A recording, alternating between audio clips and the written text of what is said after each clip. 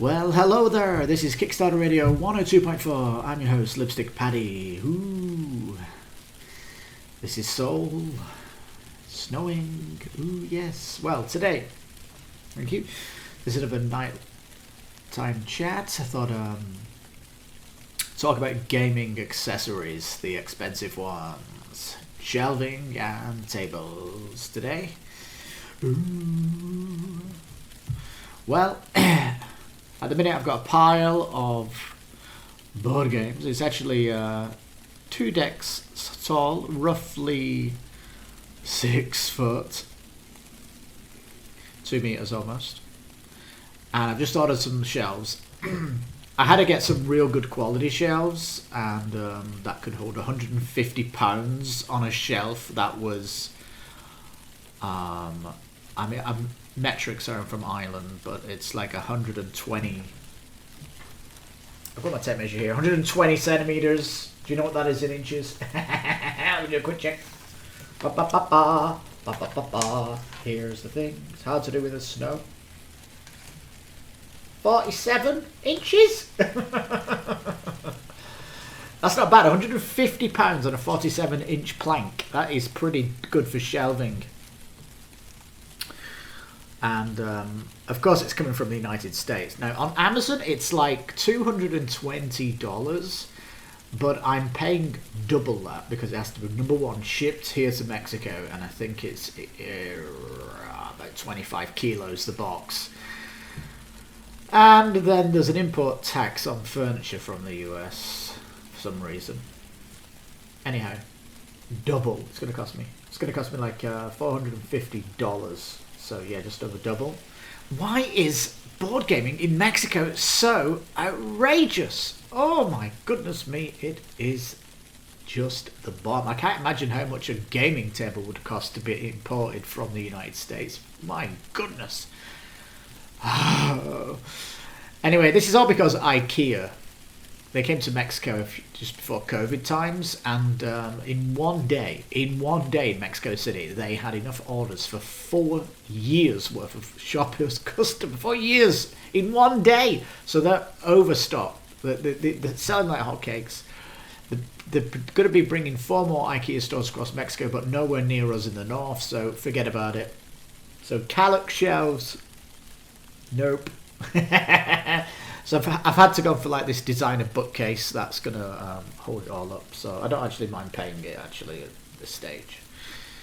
But yeah, if you had to go out there and buy shelving, and how much did you spend on it? Was it kind of a bugbear that you thought doing it? But it's one of those things that you just get done and dusted, right? And it's going to stay there forever, right? And I didn't really mention the size of it. It's 180 tall, so with if you put a box on the top, like the Everdell box, it's going to push 2 meters, which is 6'6".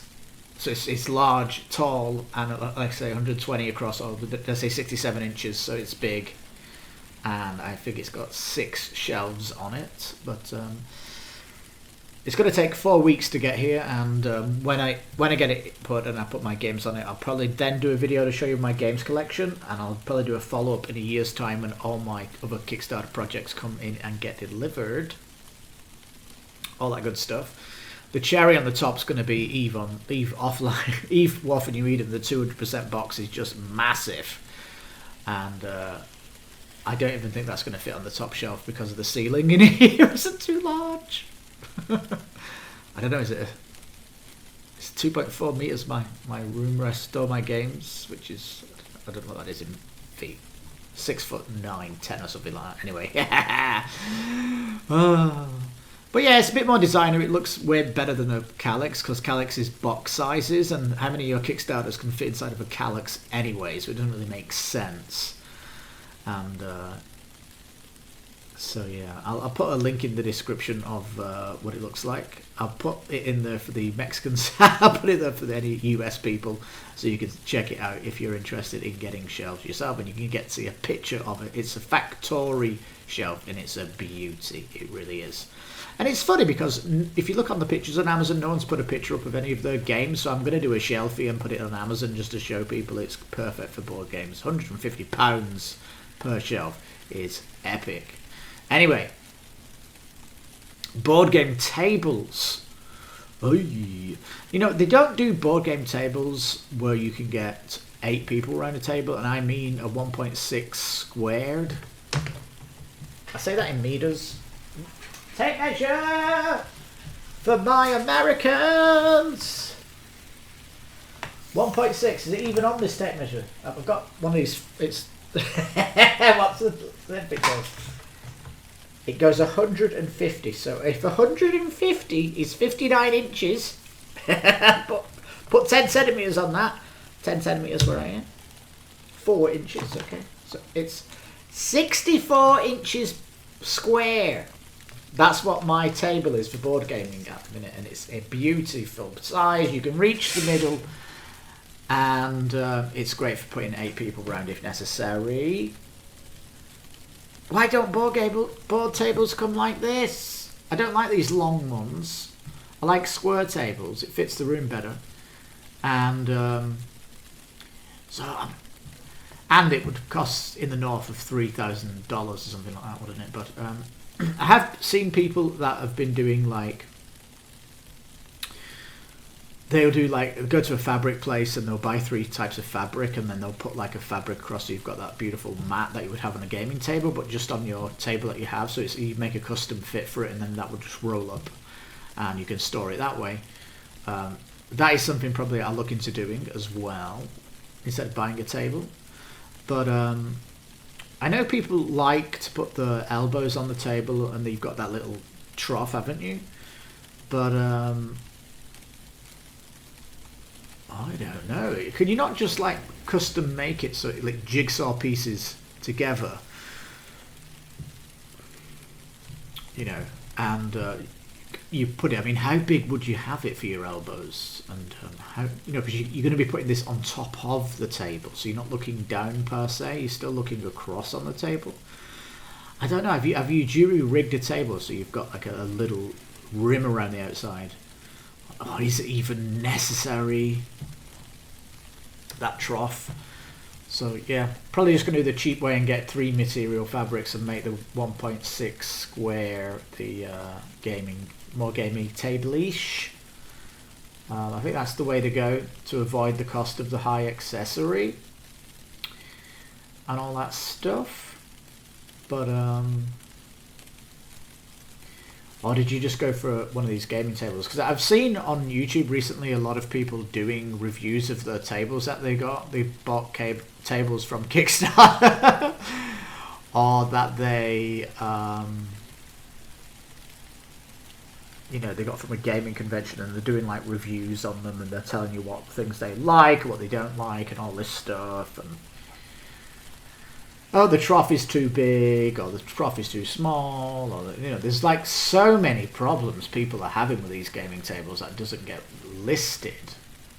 And I know straight away the one for me is it's just not going to fit the room properly. I want something that's going to be 1.6 square.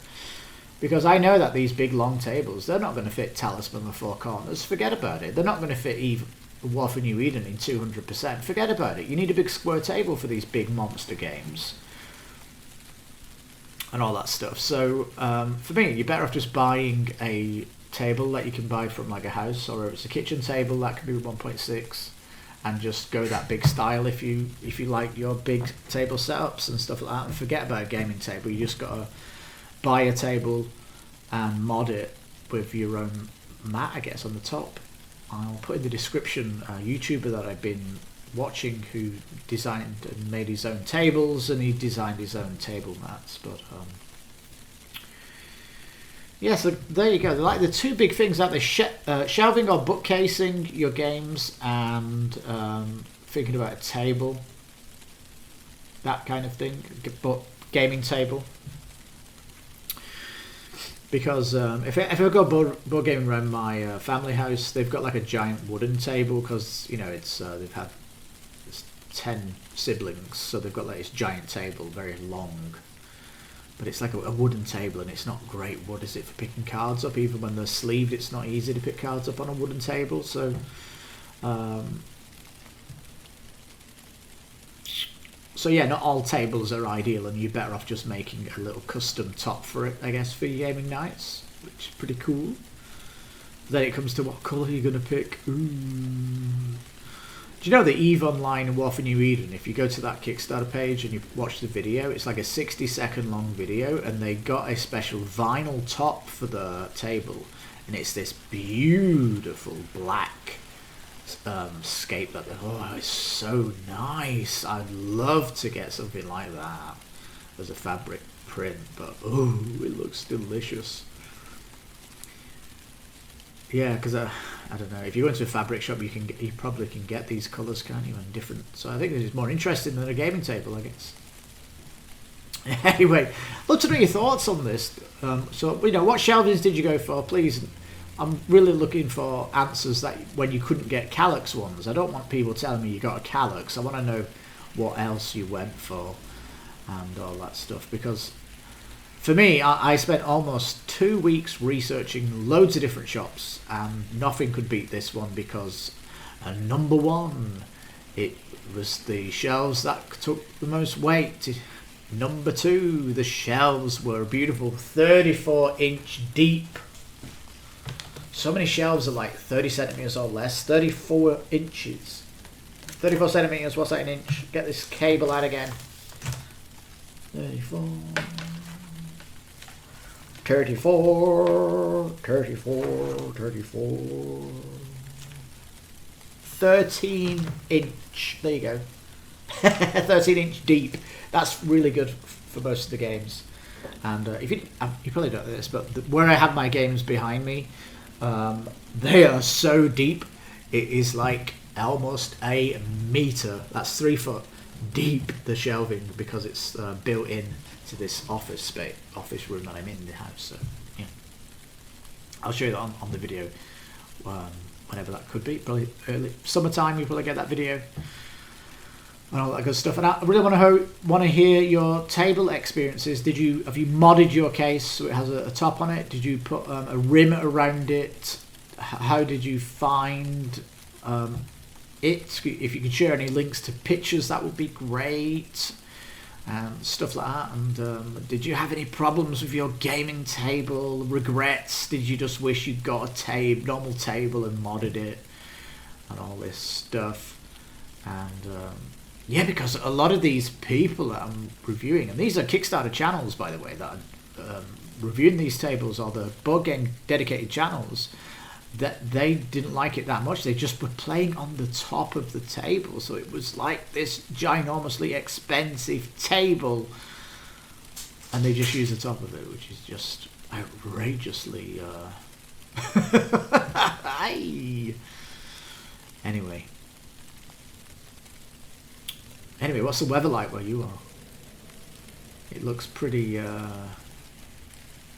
I don't know, I always get romantic over these because of the snow and stuff, and I'm here in Mexico, and the coldest it's been this winter is 9 degrees, and it's just blue sky all the time. And if you're lucky, you'll get foggy road, and it's like, oh my god, we got fog! Like, you celebrate it. It's the first time I've seen fog in 5 years. And it rains 6 times in the year, and when it rains, it's exciting because it cleans the car. Because you don't get mud here, you get dust, is the problem. It's true. Dear me. Anyway, I used to love sliding on this snow, you know, and it's like this material. So I used to like ski myself across the cities and all that stuff. Anyway, peeps, there we go. My talker there, just because I got some new shelves, and probably never get a gaming table due to the import tax. If the shelves are costing me double, that means a gaming table is probably going to be, what, $7,000. And you can forget about that, mister. The shelving enough was too much as it was, but it was a necessary evil, as we say. And the other thing I like about it is it has, FATORRI also have different shelving that goes with that. So you can get another bookcase, and you can get another beautiful like coffee-esque TV table as well that you can hold games on as well, because I have a large TV in this room too that'd look really nice here. So I could add to the collection nicely, and it would all fit in with the decor in here and all that good stuff. It would, so this is why it attracted me. But so yeah, it was like, had to hold weight. I got sidetracked there. Had to hold weight, had to have deep shelves. It had to be functional, putting the games on there. Could they fit it? FATORRI one's fantastic at that, and it needed to be tall, like 180 preferably centimeters. What's that? 6'4"? I don't know. This is like a metric imperial, isn't it? So yeah, when you were looking for your shelves or bookcase, did you have any requirements? I think mine were quite stringent, and yeah, modded tables. Want to know your stories and nightmare stories you have with your board game table, just to make us all feel easier that we didn't buy a table and have problems with it. Because at the end of the day, I'm 100% happy with our table that we have here, and getting a custom top to put on top of it, even better. That is a cherry on the 10 if I can get that made. So there it is. Anyway, these people really watch these videos to relax too. I guess it's the sound of the snow, right? These videos, the ASMR. Anyway, thank you so much for watching, peeps. This has been another nighttime chat. It's been very quiet this week, hasn't it, on Kickstarter? It's because of the rumblings. There's going to be some big ones next week, including Vampire the Masquerade Chapters is coming for its second Kickstarter next week. There's some really big ones next week, isn't there? So we'll be covering them when we do. We're not covering everything that comes out, because we only really want to highlight the super awesome stuff to showcase the good stuff. And so we're not pestering you with your subscription inbox when you've got so many videos coming out all the time and it's just junk. Like, you just skip those videos. You're not interested in those type of games. We're interested in the AAA Premiership games, or those unique, beautiful, rare ones that are like gems in the grass, which is what our channel is all about. Or we cover a Kickstarter that's blown up and we're asking questions. Why the hell is that getting so much money? Like that altered TCG. Is that what it's called? That thing. Over 2.5 million now, isn't it, that? Well, thank you so much if you've been still listening this long. I hope you're gaming well. I'm actually hoping to do some Vampire the Masquerade this weekend in preparation for that video. I do love that game, and it was the reason the channel existed, because I was so excited for that game and there was no one covering it on YouTube, and I was so frustrated and angry I started the channel because of this board game. I'll tell you more of that story when I cover it next week. But anyway, thank you so much for watching. Remember, leave your comments down below. I've been your host, Lipstickpaddy. This is Kickstarter Radio 102.4. If you like the video, please give it a like. Think about subscribing to help the channel. You take care, stay safe, and bye-bye for now. Ooh, making me cold just watching this.